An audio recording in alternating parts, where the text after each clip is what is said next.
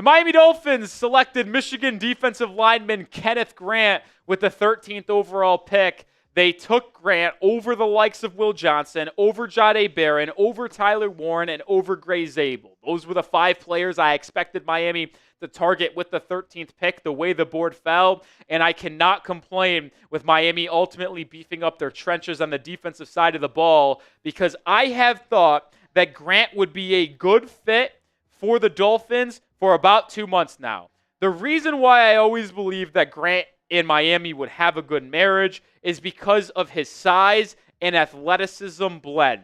He is a freaky athlete who can stop the run. You would have expected his production to be a little bit higher, but I still think it was solid. Like, I'm not acting like it was bad production.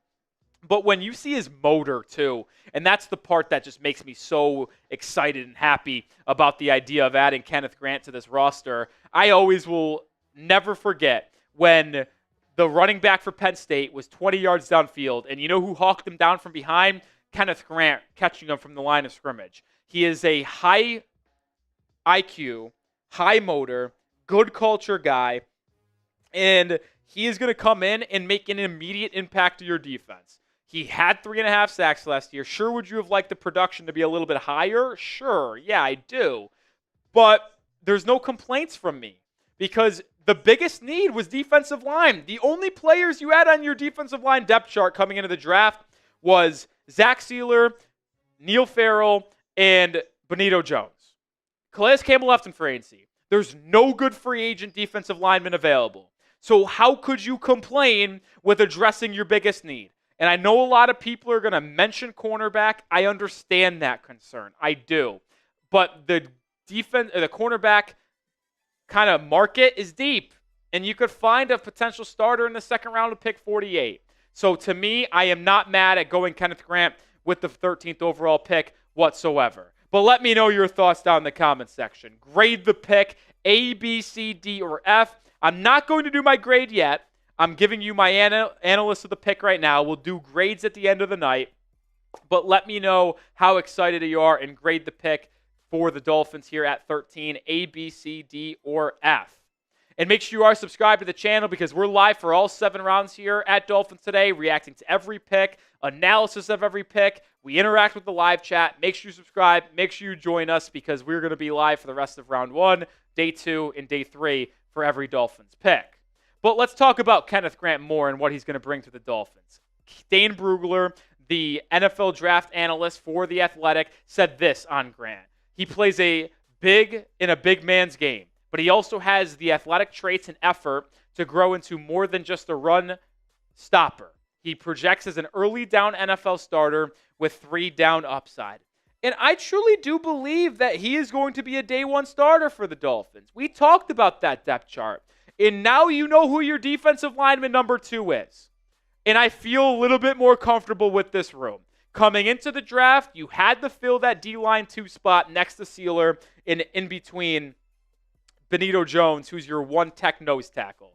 Kenneth Grant could be a 1-tech. He can be a 3-tech. He can work with Zach Sealer. He can work as the run stopper in the middle of that defense in the A-gap. Like, he is so versatile on the interior defensive line. Is he your prototypical kind of move around defensive lineman like a Calais Campbell, like a Zach Sealer? No. But I can't complain whatsoever about Kenneth Grant. And that's going to be my thing. There was a list of prospects. My big board, I had Kenneth Grant as my number 4 guy.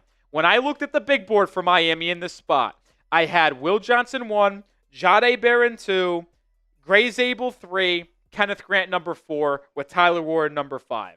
So you get a top 5 guy on my big board at the time. Not going to complain one bit. I'm not going to be upset. Overall, my big board, he was number 5.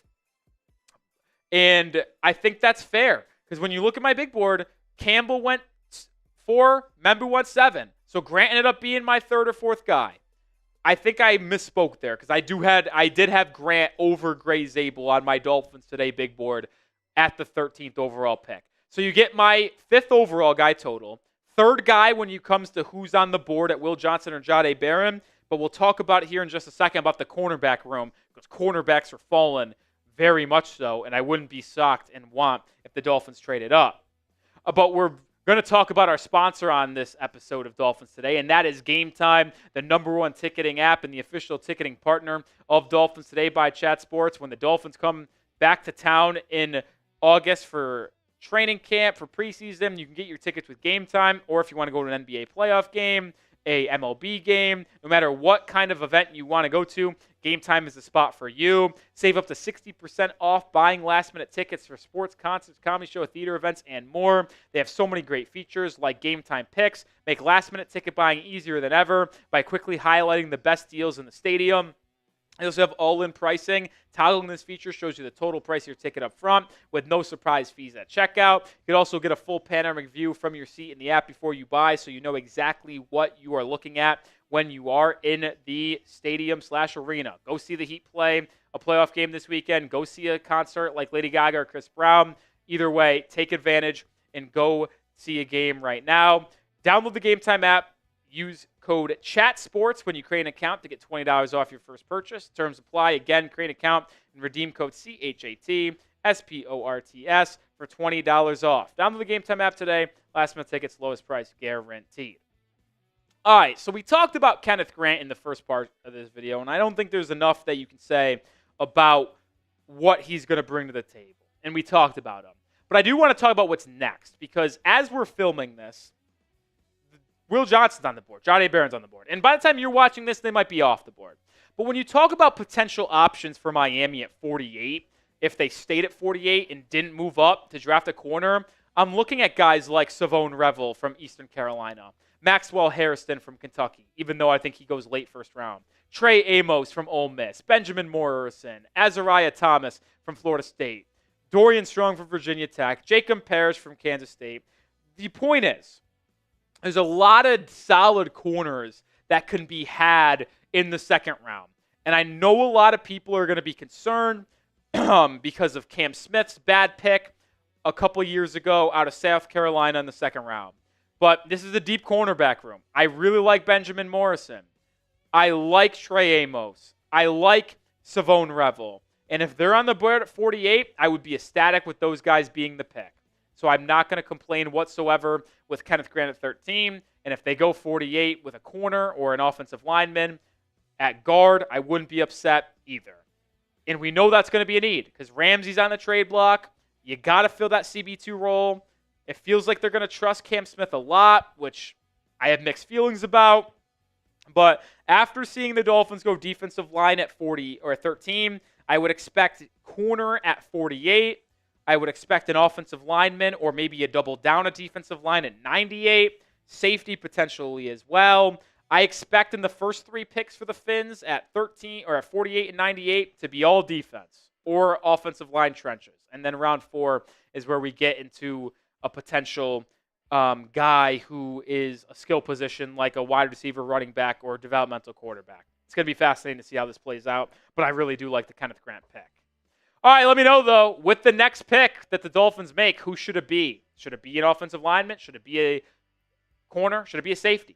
Who should the Dolphins draft next? Get down in the comment section. Let me know. As I'm currently filming this, if Jahdae Barron or Will Johnson are on the board in the mid to late first round, trade up and go do it, man. Let's go freaking have ourselves a round and get Kenneth Grant and a corner like one of those two. We'll ultimately see how it plays out. But one more time, let's recap the pick here. Kenneth Grant, the defensive tackle from Michigan, can play 1 tech, can play 3 tech, will fit perfectly next to Zach Sealer. 3.5 sacks last year, excellent motor, high energy, great first step as well. This is going to be a good pick, man. I literally wish I could find the clip of me saying that I expect Chris Grier to be interested in Kenneth Grant 2 months ago because of how similar he was to Christian Wilkins of the Dolphins. Like, it just doesn't shock me that this is the pick whatsoever. I like it for Miami. He's going to be a day 1 starter, a day 1 contributor, and sure up the trenches big time for the Fins. I am a big fan.